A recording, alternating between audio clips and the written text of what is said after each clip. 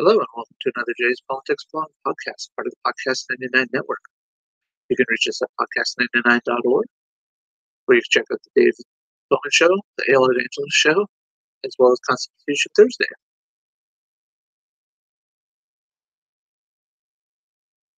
And so, today I thought we would discuss a couple of things that have been going on this week in politics, but also one in the avenue of science and the realm therein. So the first one that I wanted to look up at was the budget, or lack thereof, that we needed to continue funding the government yet again. Now, this isn't going to be like my usual where I have one topic and then just plowing through. I'm just going to kind of do like a week in review here. Everything, maybe pick one or two main topics. And I'm going to try and keep this short and simple because it is literally 12:30 in the morning on Saturday, the 10th of February. But just reading some of the big news of the week, besides Super Bowl on Sunday, which we all know the Eagles won. We were dealing with the government shutdown potential that actually happened for a brief time. Basically, the government can agree on a continuing resolution to fund the government, and one of those key opponents was Rand Paul. Now, whatever the reasons were of his decision to do this are his decision. However, the fact that they were able to come back and literally within hours of having the government shut down, they were able to get the government back up and running. It just strikes me as, why can't these guys actually do the right thing? What I mean by that is, why can they not actually have a conversation with each other, balance a budget? And I understand the federal government doesn't necessarily have to balance its budget per se. They've tweaked it so much that they can get away with anything. But what I'm curious about is, why do they wait till the last minute to do this? I mean, heck, this budget was supposed to be approved back in October, before October 1st. How hard is it to have a budget set up by the 30th? And now I know the constant argument, both from the left and the right, no matter who's in power in Congress, is, well, the average American family is expected to pay their bills on time and blah blah blah blah blah. Talking head points. Why aren't they held to that standard? Pardon me. Sorry about that. For those that listen to this on audio, I just had some water doing this live on YouTube. Can't edit that out. So, but anyways, what basically happened was the House passed a budget they were okay with. Rand Paul decided not to. He basically held out. He was the one senator that the Republicans needed to pass this vote, and he said, no, I'm not going to do it. So in the wee hours of the night, they came back with a new proposal that he did approve, which meant it had to be sent back to the House, which meant all of those congressmen had to come back and vote on it. And Congress voted on it and actually passed it. And then the president finally signed off on it. Excuse me. So, why? Why did it take that? What part of this makes any sense? Well, again, it comes down to Rand Paul. Why did this happen? Again, his reason is his own reason, but just reading like some news reports, it seems pretty, I don't know, stupid. But the government shut down at midnight, and I'm quoting this from a PBS news source. I should say PBS NewsHour, but The government shut down at midnight Thursday after Kentucky Senator Rand Paul blocked plans for a quick Senate vote, blaming his fellow Republicans for being complicit with the looming return of trillion-dollar budget deficits. Being a budget hawk, which I'm actually all for. I don't want more deficit. I want to be able to be fiscally responsible. And yes, I understand the hypocrisy coming from somebody who has a hard time doing all his stuff fairly balanced. You know, it people say it's really easy, live within your means. Well, if we want to live within our means, that means we have to give up certain things. And as a whole, as a country,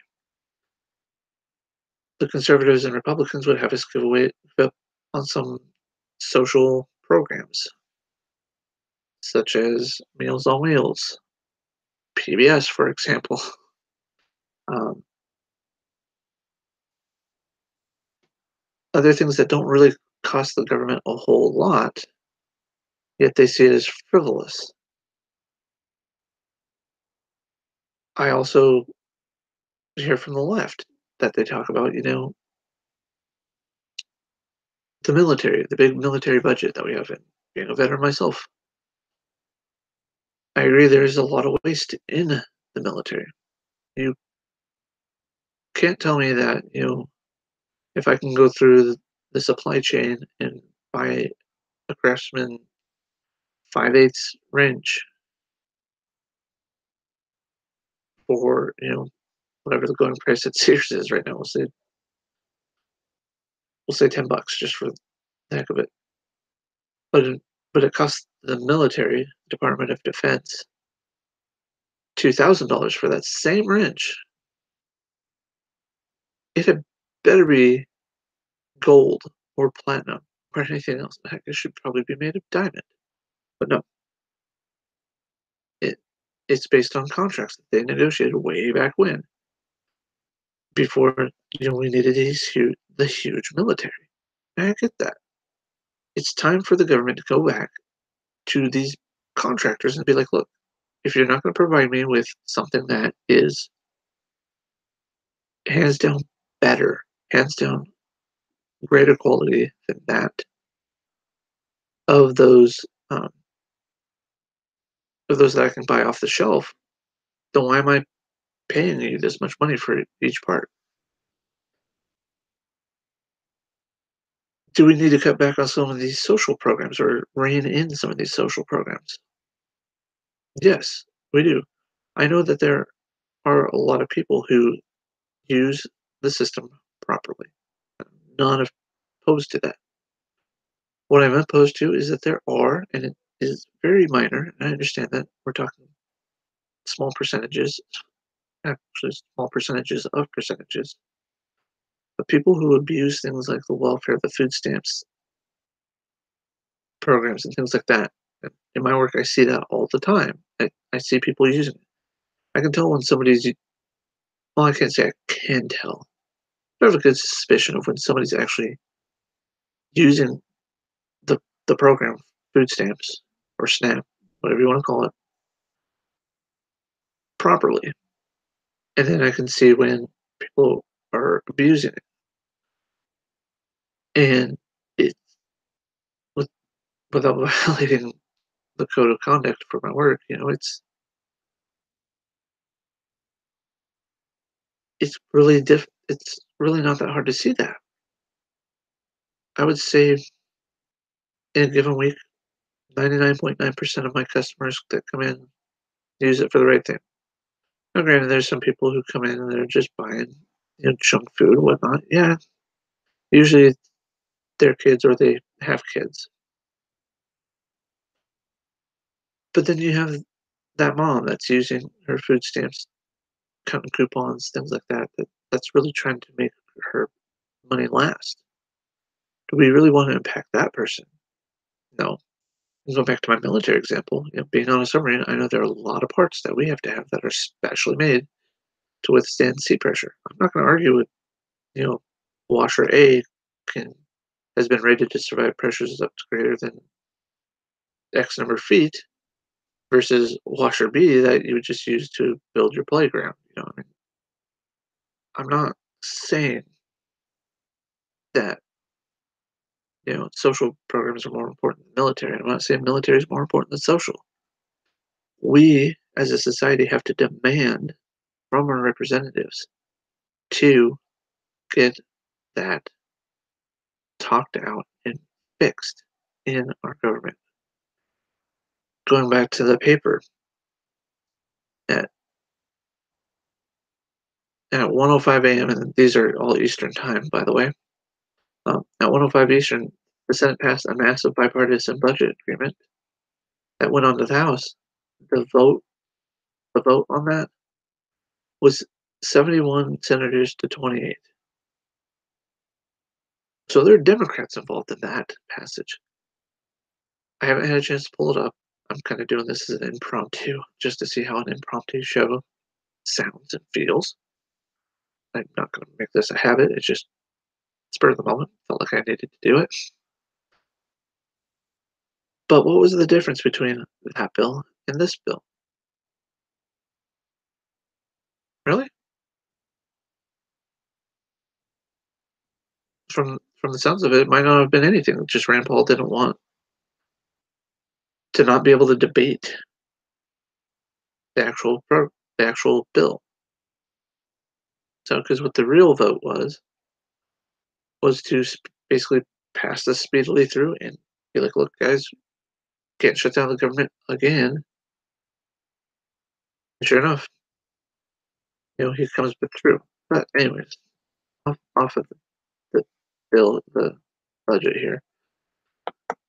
It seriously is one of the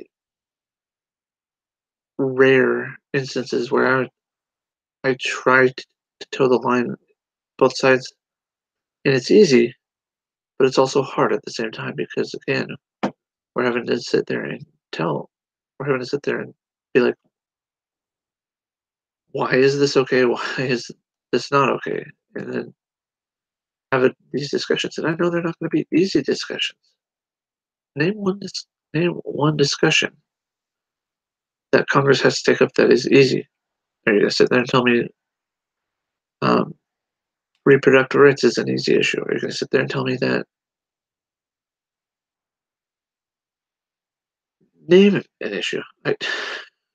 It's just one of those things. We all have opinions. We all have philosophical values, whether they're from religion or just trying to be decent people. We're not all going to agree on what's right for everybody. We have to agree to disagree sometimes, and we have to agree to come to become to be able to overcome our differences. All right. So let's see what else do we got on the agenda for politics this week. All right. Oh, we could talk about. I know it was last week, but we could talk about the State of the Union address.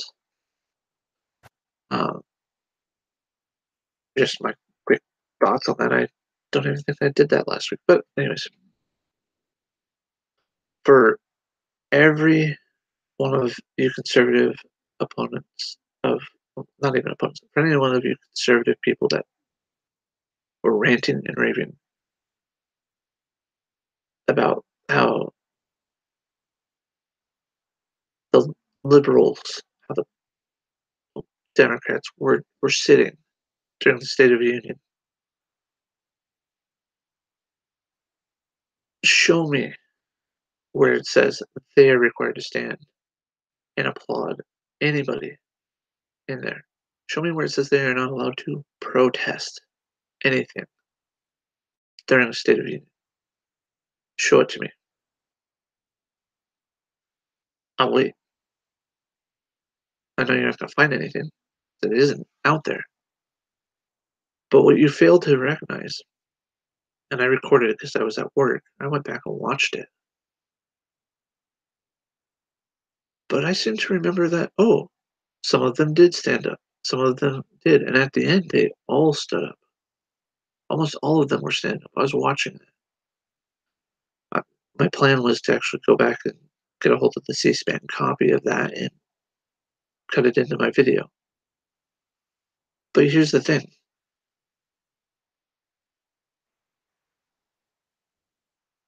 When it comes time for the next Democrat president or the next non-conservative president that you don't agree with, what are you guys going to do? The same thing that you did under Obama. You guys talk about respect, respect of the president, at the very least, respect of the office. And yet, the most vocal parts of your constituency were crying foul at his election, whether it be birther or not my president or you're a liar, things like that. Seem to remember during one State of the Union address, there was somebody who was doing that at one of Obama's State of the Union addresses. You can't you can't call out these people for doing that when you guys were doing similar things. That's like that's like oh god, where am I trying to go with my train of thought here?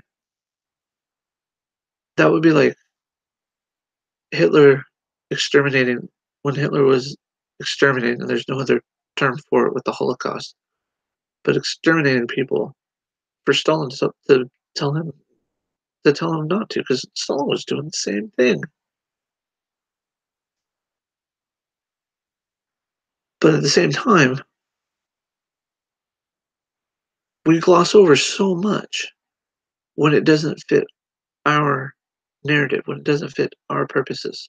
I mean, heck, you can even go through current World War II history right now, and unless you're looking for it, you almost always gloss over the purges that Stalin did leading up to uh, leading up to the world wars.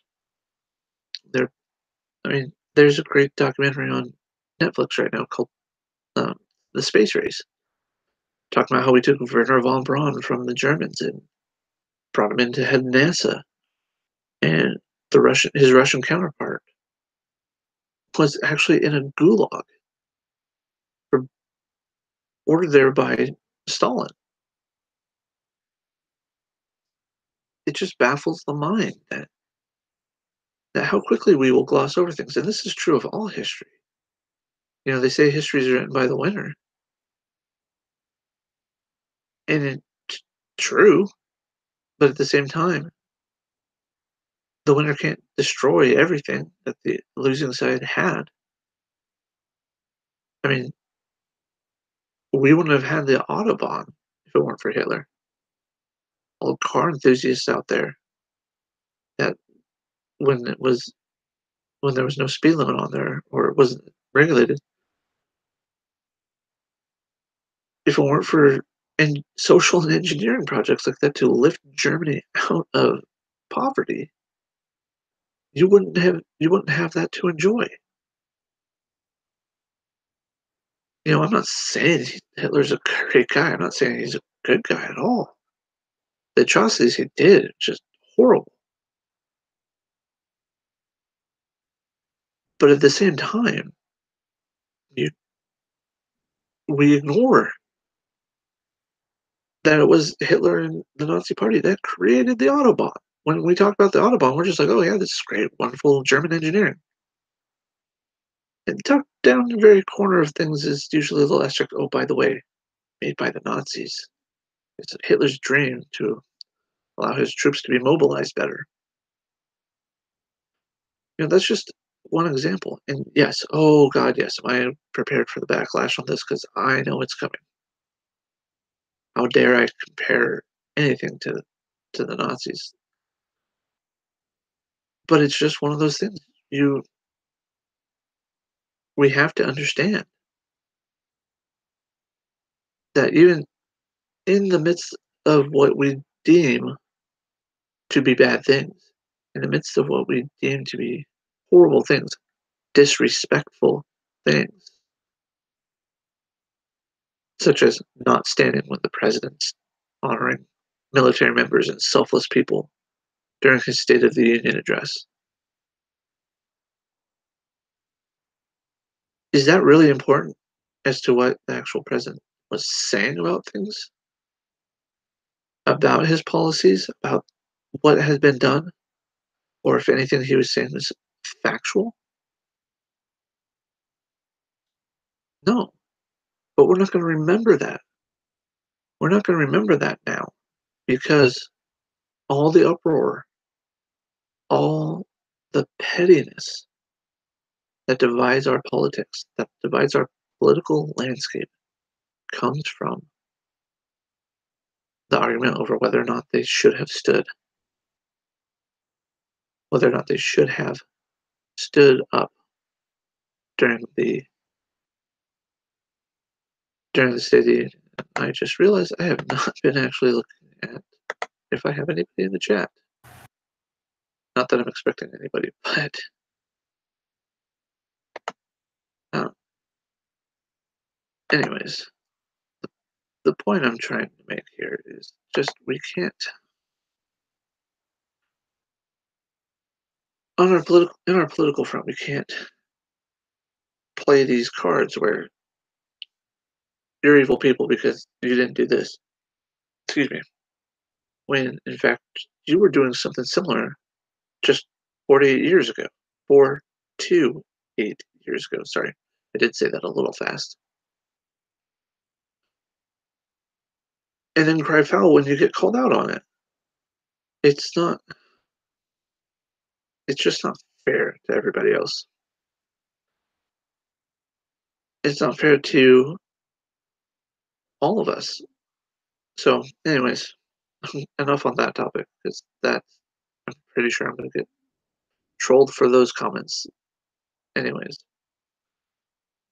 the last thing I wanted to talk about, and again, this is just supposed to be a quick show. But the last thing I want to get to, let me get a little more water.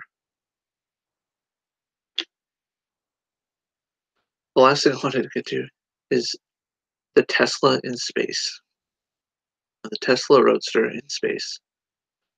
Now, we all know that Thursday, or no, Tuesday, yeah, Tuesday, SpaceX and Elon Musk lifted off with the Falcon 9 Heavy rocket, or the Falcon Heavy, sorry, not Falcon 9, Falcon Heavy, with its massive payload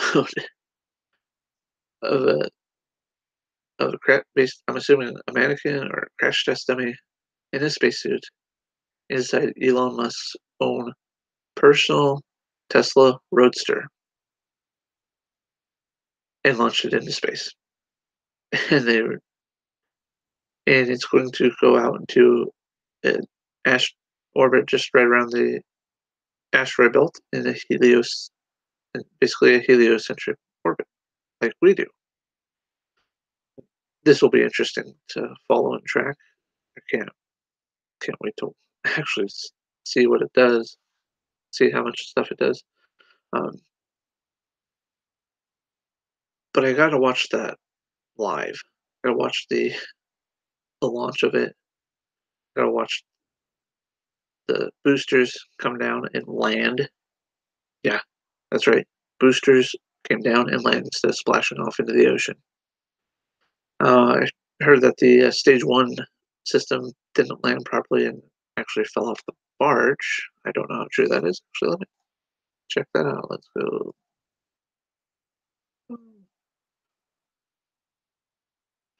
Okay. Heavy.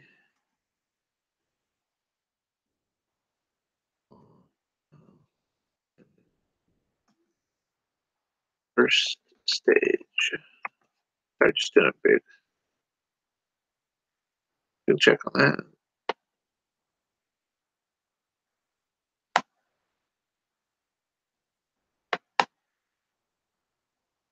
That's the boosters. Yeah. SpaceX landed 2 of its 3 Falcon Heavy first stage boosters. The 2 landed 2 side boosters landed, but give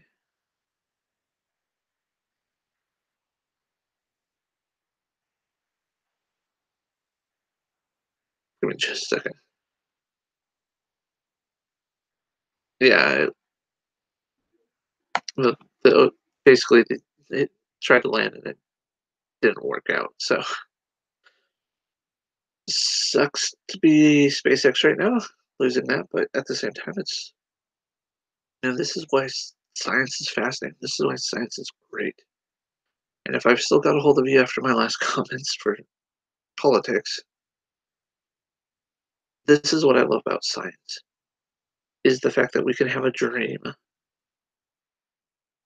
to launch something in space, using the side boosters instead of having them fall off and go into the ocean. We can land them back down on the Earth and reuse them over and over again. I don't know how long their reusable life is, but you know, the fact that we can do that is great. Because I mean, just a few years ago, launching the space shuttle, we how many boosters are sitting out in the ocean now? How many other components of like Saturn fives and whatnot are littering our ocean floor? That's horrible that we're doing that. But the fact that we have now put a Tesla into space, um, from what I've read and heard, they lined they lined up the car to sense the various radiations in the Van Allen radiation belt, as well as the exposure outside of the Allen radiation belt. See what kind of effects that would have. Or, the readings. With the readings, we could figure out what kind of exposure, what kind of protection we would need specifically. So kudos to Elon Musk. Sorry, sorry, only two of your three boosters landed, but the fact that your personal vehicle is now going to be cruising around out in space with the Stig. Sorry, it's a reference from a video thing I was watching today, a live stream I was watching earlier, late last night, early this morning. Anyways, just want to say thank you guys for watching. Thank you for those of you that listen. I'm not going to try to be controversial about things, especially with what I said earlier in the middle of this segment, but I just don't take kindly to things being skewed by one side or the other. And I will call out both sides. Don't worry.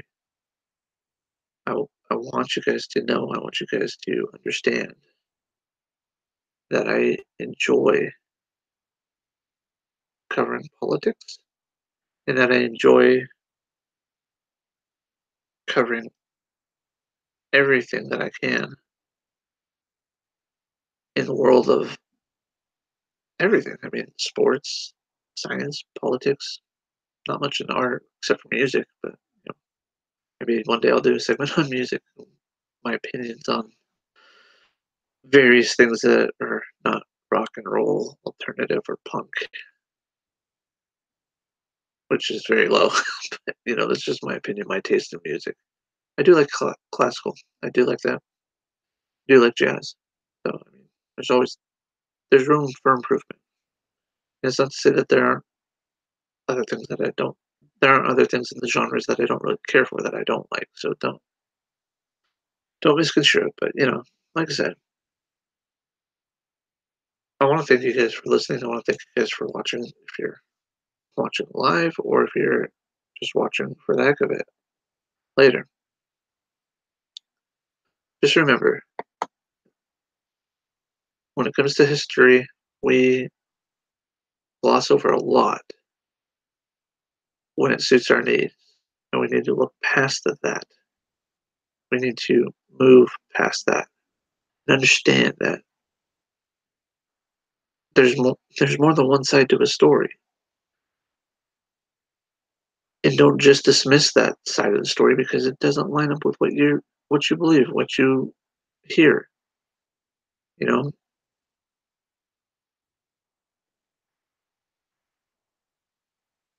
I see people out there all the time that on YouTube and stuff that express theories that blow my mind, but I at least try to hear them out. At least try to listen to them first. Because you know what? Maybe they do provide something. Maybe they do say something. People who share history that are different than what I believe in, or what I know to be true, what I, again, know to be true as far as history goes, doesn't mean that their history is wrong. It's just written from a different perspective of mine. You know, when you, and I'm, now I'm going to go off on a tangent on history now, so you're welcome. Here I'm trying to wrap up, and now I'm going on a tangent on history. People look at when we hear about it, and I'm talking specifically Western culture, European culture, Christian culture. When we're taught about when we're taught in history, world history classes about literally all history. We start in Sumeria, we start Egypt, go to Greece, we go to Rome, then we go to the Europe after Rome, and then all of a sudden there's these bad people that pop up that are Muslims. That the Islamic faith has done so much atrocities to Christians. Yet if you go back and actually look into the history, we we started the crusade because this is just kind of a scoff, but it's true. Reasons, not valid reasons, just reasons. I don't like these people. You know, the Muslims took over a territory that and again, I say we in a loose term, we as Christian society basically moved out of. They were willing to allow Christians to stay there to worship. They just paid a tax.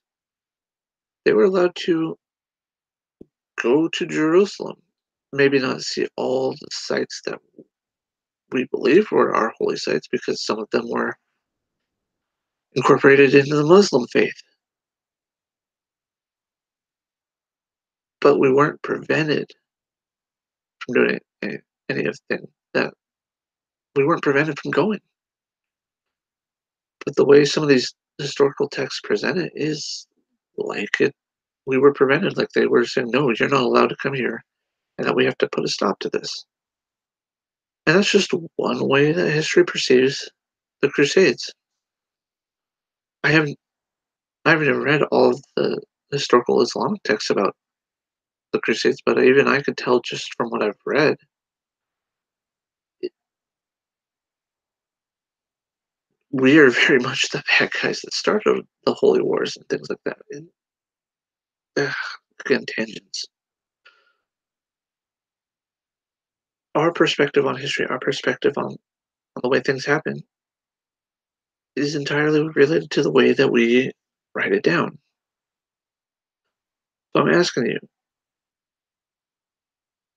the next time the president gives his State of the Union address next year, don't focus on don't focus on the what the other party is doing. Don't focus on what he's doing if you feel he's pandering to the crowd. Just sit down and listen with clear mind, an objective mind. Not do I agree with him? Do I hate him? Sit down and listen to what he says is going on. I could give you facts and stuff, but just the fact that I bring up his name, it's either whether in good light or bad light, you're going to disagree with me because I don't vilify him. I don't vilify President Trump. I'm wrong. because I don't sing his praises to the way that the conservatives want me to. I hate him. It's like danged if I do, danged if I don't. So promise you, this is the end. I want to thank you guys again. Listen to another Jay's Politics Blog podcast, part of the Podcast 99 Network. Go to podcast99.org. Check us out. And I really hope you enjoy your weekend. Enjoy your enjoy your day. Enjoy your week.